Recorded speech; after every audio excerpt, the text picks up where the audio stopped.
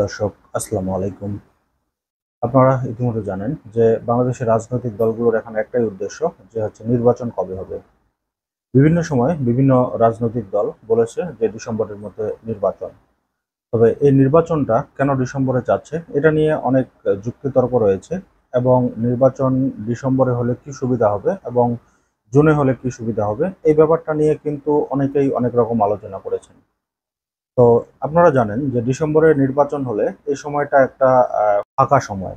বিশেষ করে এই সময়টাতে সবকিছু বন্ধ থাকে, এবং যদি জুনে নির্বাচন করতে যায় তাহলে এর মধ্যে জুন হচ্ছে বর্ষাকাল। তার মাঝখানে যদি করতে যায় তাহলে সেই সময়টাতে ঈদ রয়েছে, কুরবানি ঈদ রয়েছে, রোজা রয়েছে, এবং এই সময়টাতে এসএসসি পরীক্ষা রয়েছে।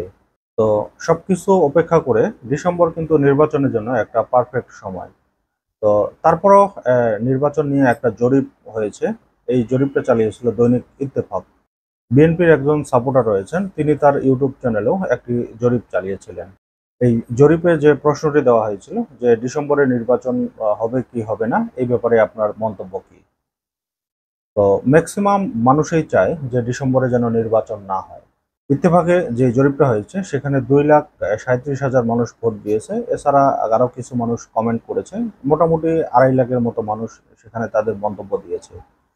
তো এই মন্তব্যে যে ফলাফলটি উঠে এসেছে সেটা হচ্ছে যে 85% মানুষ চায় যাতে ডিসেম্বরে নির্বাচন না হয়। 13% মানুষ চায় যে নির্বাচন ডিসেম্বরে হয়, এবং 2% মানুষ তাদের কোনো মন্তব্য নেই। এছাড়া বিএনপিপন্থী যে ভাইয়ের কথা বললাম, তিনি তার জরিপে যেটা দিয়েছেন ডিসেম্বরের নির্বাচন আপনারা চান কি চান না। তো সেখানেও কিন্তু প্রায় 6,000-এর মানুষ ভোট দিয়েছে। সেখানেও কিন্তু 91% মানুষ চায় না যে ডিসেম্বরে নির্বাচন হোক, এবং 9% মানুষ সেখানে ভোট দিয়েছে যারা চাচ্ছেন যে ডিসেম্বরে যেন নির্বাচনটি হয়। আপনারা তো ইতিমধ্যে সকলেই জানেন যে ইউনূস সরকার আসলে খুব সহজেই হয়তো নির্বাচন দিবে না। যদিও এটা নিয়ে অনেক তর্ক বিতর্ক রয়েছে, কিন্তু অনেকেই বলছে যে ইউনূস হয়তো জুনের মধ্যেই নির্বাচন দিবে। তবে এখন দেখার অপেক্ষায় আসলে এই সময়টা তিনি আর ক্ষেপণ করেন কিনা।